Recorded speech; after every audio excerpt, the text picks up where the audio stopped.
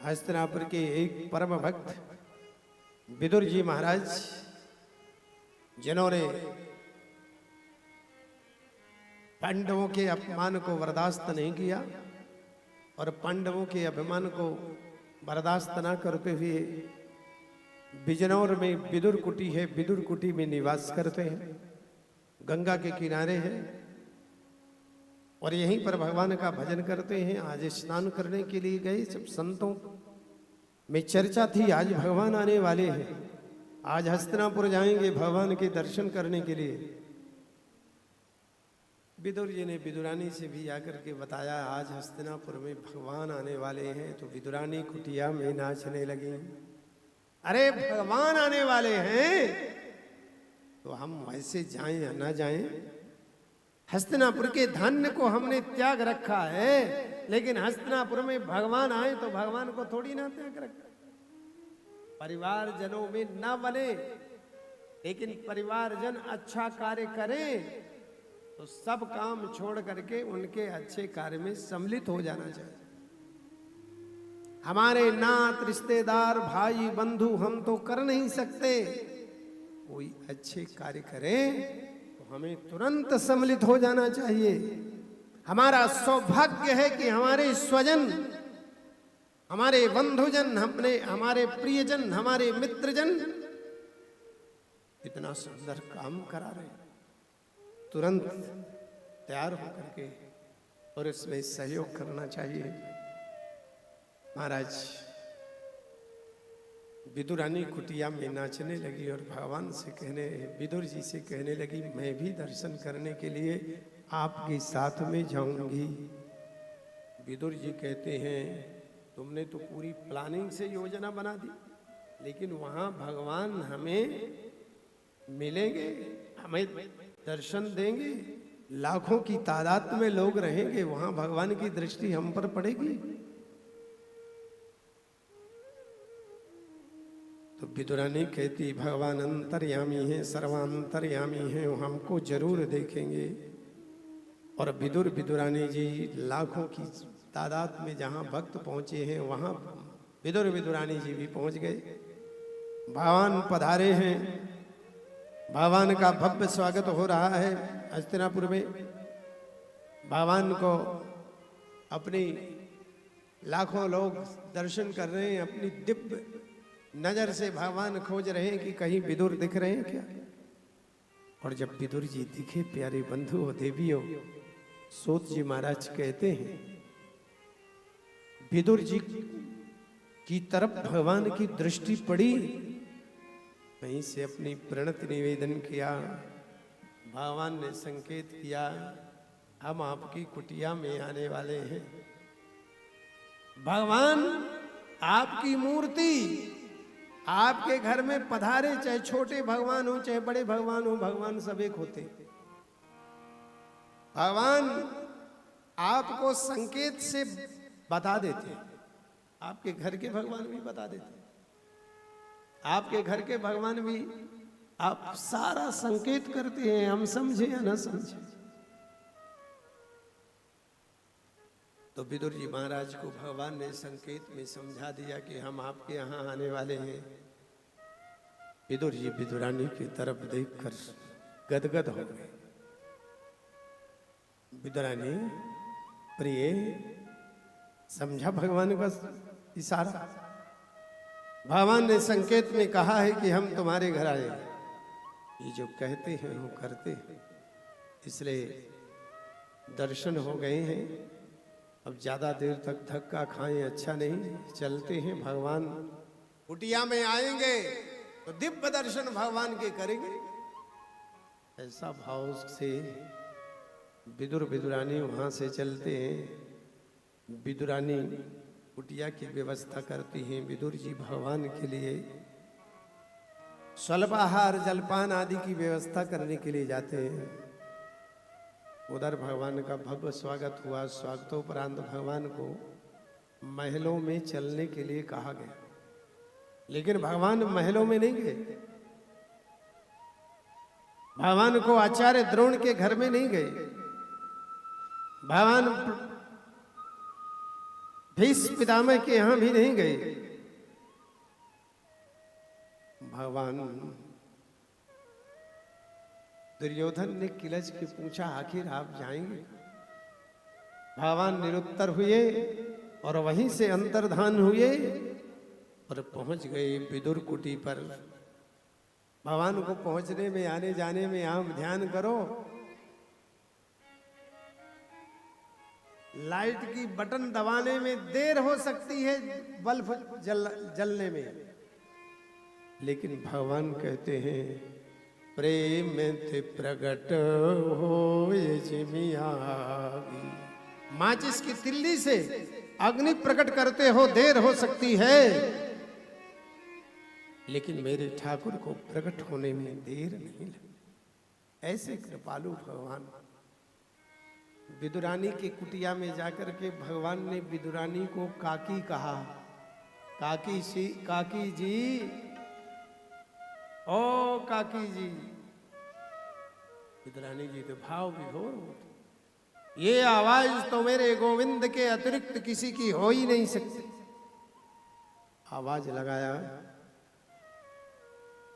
विदुरानी ने दरवाजा खोला और जब भगवान के दर्शन किए, बोलिए भक्त वत्सल भगवान की।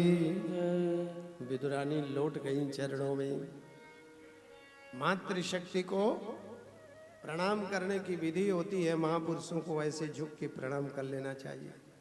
नहीं जी मानता तो मातृशक्ति को दूर से धरती में पंचांग प्रणाम करना चाहिए। ये पंचांग, ये प्रणाम करने की मातृशक्ति की भाव। हाथ जोड़ करके थोड़ा सा झुक गए, प्रणाम मातृशक्ति। बहुत नहीं मान करता तो धरती से कर ले। महापुरुषों को लिपट के प्रणाम करें चरणों में, ऐसी विधि नहीं।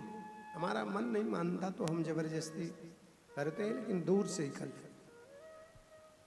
अपने गुरुदेव को दंडवत प्रणाम करना चाहिए, दूर से लेट के प्रणाम करना चाहिए। जिसके शरीर में सामर्थ्यता हो उन्हें अपने विधि के अनुसार। आज विदुरानी प्रणाम की विधि भूल गई, लौट गई भगवान के चरणों में।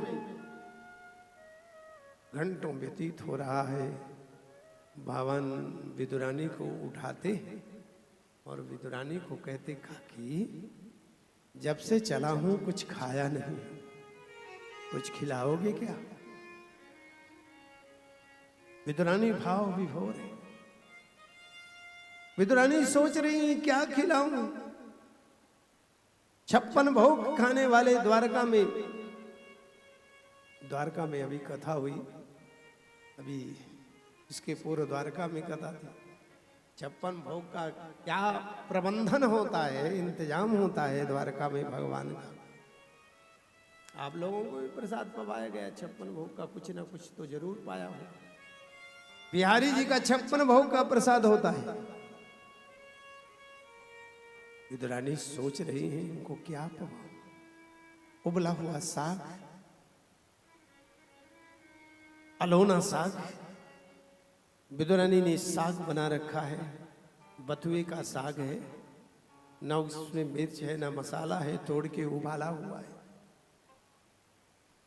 मन में विचार तो है कि कुछ मेरे पास में है जो खिलाने के लायक नहीं है, लेकिन भगवान तो जानते हैं ईश्वर सर्वभूतानां हृदय से अर्जुन तिष्ठति।